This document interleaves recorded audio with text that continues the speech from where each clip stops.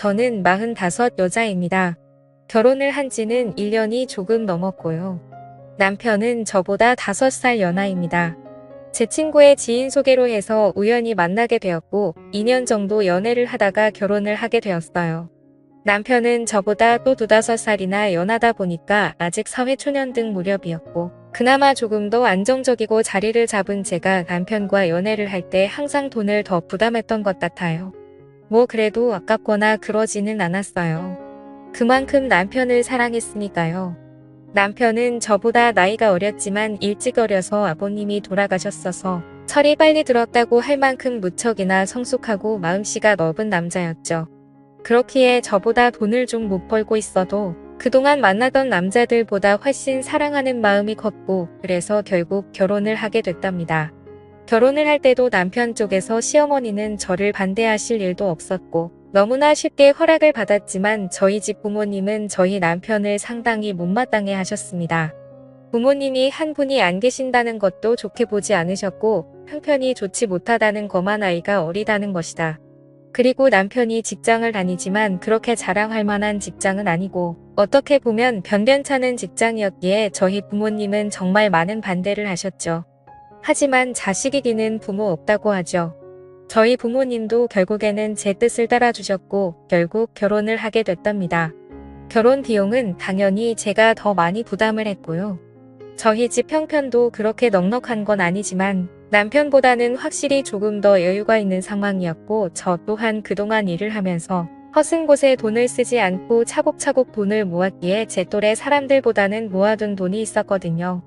그래서 대출을 좀 껴서 저희 쪽에서 거의 다 내고 집은 제 명의로 해서 결혼을 했답니다.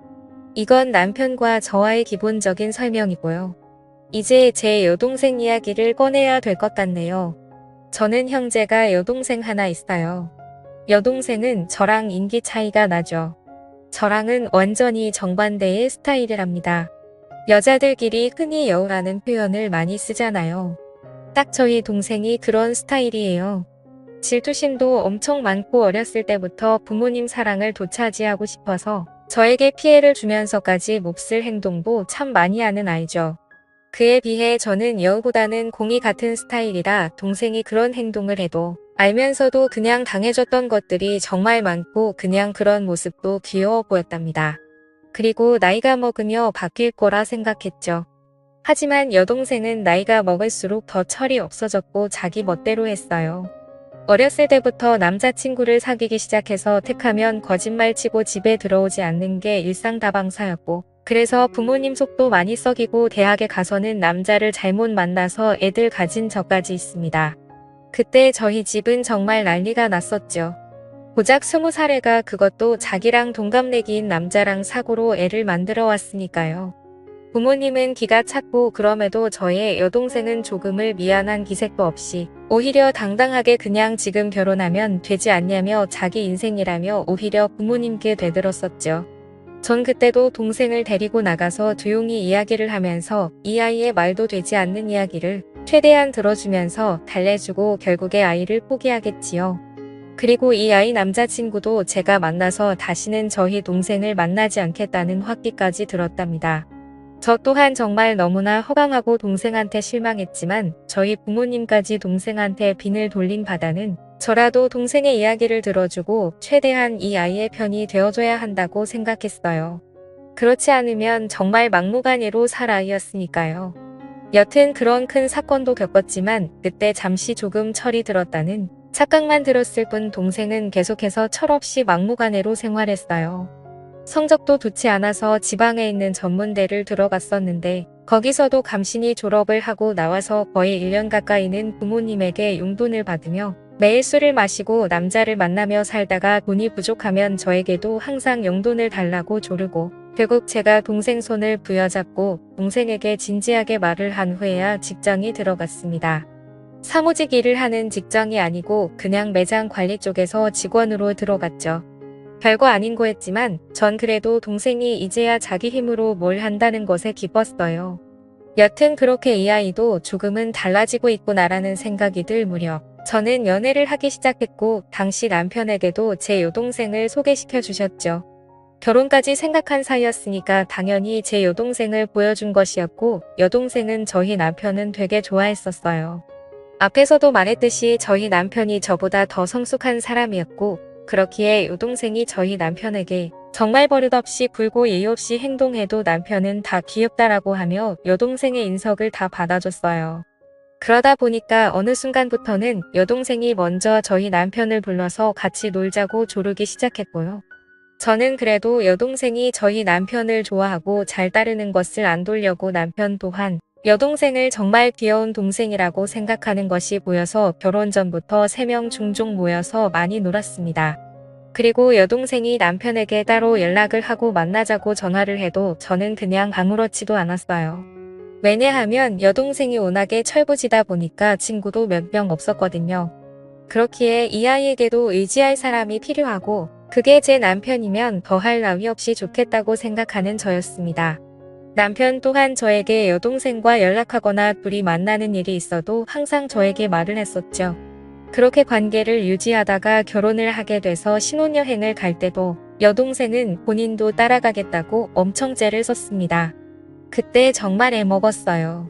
하지만 남편이 하루 내내 동생을 달래서 겨우 뜯어말리고 다녀왔죠. 그렇게 신혼여행도 다녀오고 행복한 결혼 생활을 하고 있던 무려 어느 날 갑자기 여동생이 저희 신혼집에 찾아왔어요. 그것도 아주 밤늦게 말이죠. 저와 남편은 깜짝 놀라서 무슨 일이냐고 물었지만 대답을 하지 않더라고요. 그래서 바로 저희 부모님께 전화를 걸었더니 여동생이 너무 잦은 예방을 해서 뭐라 한마디 했더니 집을 나가버렸다고 하더라고요.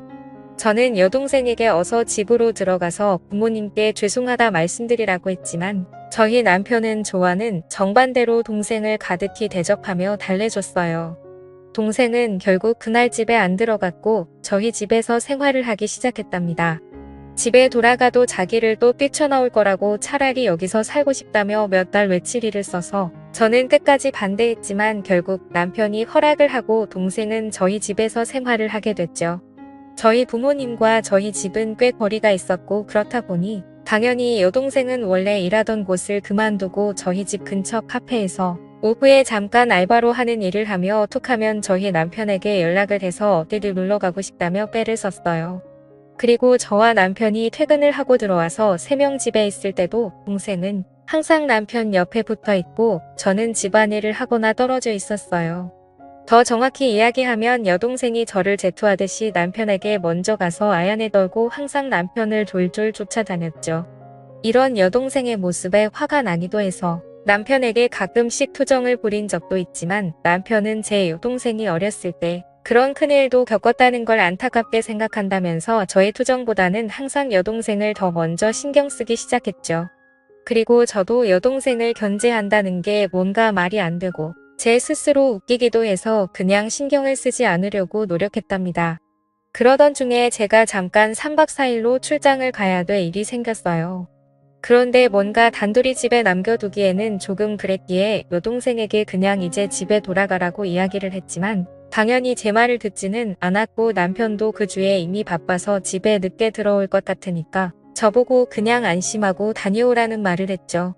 저는 그래서 한편의 불안감을 남겨둔 채 출장을 가게 됐습니다.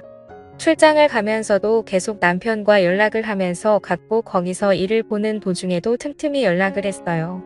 그러다 거기 일정이 예정보다 하루 일찍 마치게 되었고 그냥 거기서 하루 쉬고 올 수 있었지만 저는 바로 그날 출발해서 집에는 새벽에 도착을 하게 되었죠.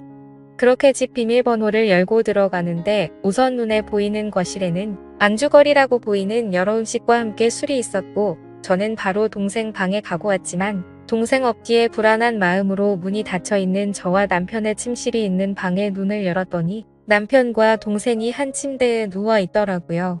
저는 그 순간 정신이 멍했습니다. 아니, 그 상태로 몇 초 정도를 아무 말도 못하고 있었던 것 같아요. 그 후에 일어나고 나서야 정신이 번쩍 들었고 소리를 질렀죠. 그때 남편과 여동생은 깜짝 놀라 채로 일어나더라고요. 둘이 변명하기도 전에 당황해 하는데 그냥 딱 불륜 현장에 들켜서 행동하는 남자와 여자 같더라고요. 저는 그 꼴을 도저히 볼 수가 없어서 집에서 나갔고 그날 제 차 안에서 밤을 새고 그 다음날 집으로 들어갔습니다. 남편과 여동생은 일을 나간 상태였고 집에는 아무도 없었죠. 먹은 것도 깨끗이 치워놨더라고요. 여동생과 남편에게는 계속해서 연락이 왔지만 그 연락은 무시하고 남편에겐 집 비밀번호 바꿔놨으니까 들어올 생각 말고 이용할 생각하고 있으라는 내용으로 카톡을 보내놓았고 동생에게 또 이 사실을 부모님께 다 말씀드릴 거니까 그 남자를 지지든 볶든 살림을 차리든 등 내 마음대로 하라고 카톡을 보내왔습니다. 당연히 집 비밀번호는 바꿔놨고요. 그날 결국 남편과 여동생은 채집에 들어올 수가 없었습니다. 제 여동생은 본가를 돌아갔지만 제가 이미 이런 사실을 저희 부모님께 말씀드려놨기에 본가에서도 쫓겨났고요. 남편은 계속해서 우회라며 연락이 오고 있는 상태이지만 저는 이혼 소송을 준비 중이랍니다. 여동생과는 가족의 연을 끊을 것이고요. 저한테 이런 일이 벌어졌다는 게 아직도 안 느끼네요. 지금까지 제 사연을 들어주셔서 감사합니다.